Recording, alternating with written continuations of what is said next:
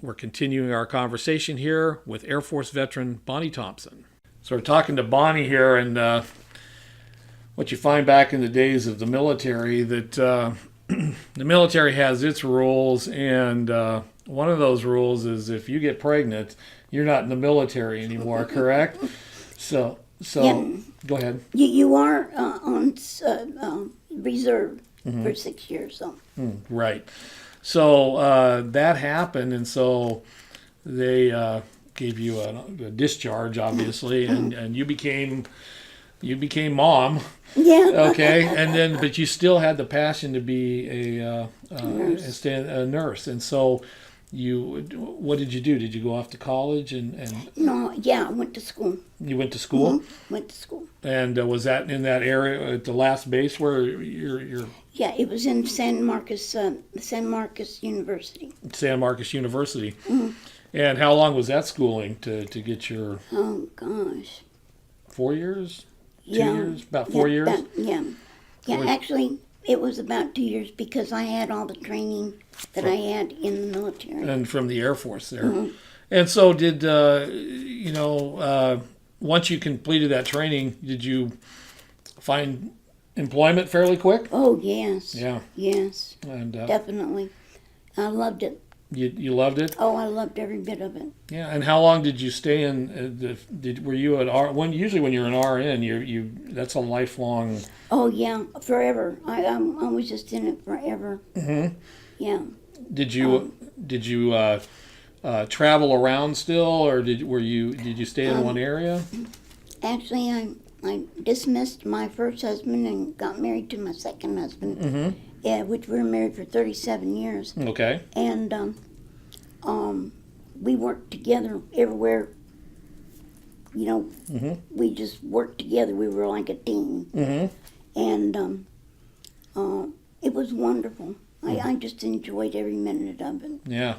What part of the country did you settle down in finally? Well, we went to Georgia, which is where he was from, and stayed there for a few years. And then we went to Texas, and then we came back to California because my brother had a ranch here. So we stayed here, and that's where I became disabled. Yeah. And wasn't able to work anymore. Yeah. But I just loved every bit of it. Yeah. Well, it's a calling when you become a nurse. We call you your angels, in white. And you're a very special individual that takes on that, because you have to deal with so much heartache in nursing, and sometimes it can be overwhelming. Yeah. You have to be able to take that, and you have to be able to talk to people in a certain way. You have to touch them in a certain way, and there's a way to talk to people. And I love doing that. Yeah. I can tell you've probably got that spirit, because usually with people in the hospital, they're out there by choice. Right. And there's a lot of fear, lots of fear, and a lot of I don't want to be here, and a lot of old curmudgeons like me that just want to try to break out. Right? And you got to convince them that they got to stay there, right? Right. Yeah. And any special doctors you ever worked with that really stood out, that were great to work with? Yeah, we lived in Republic, which is about 30 miles from Canada. And I can't remember That's okay. his name, but he was an old country doctor. And I loved him to death. Yeah. He was great. Yeah. And so you work in the hospital, and as a country doctor, but he had to do things in the hospital occasionally, right? Yeah. And you'd like to see him coming in. Yeah. Yeah. One of the few that would come to your house, He was great. Yeah, you remember the days of house calls? Yes, I do. Yes. I do. So those were great. I think I remember once I had a Dr. Bracker, and I was a little boy, and I woke up one night, and he was standing over my bed. And I go, what in the heck? And I'm just a little boy.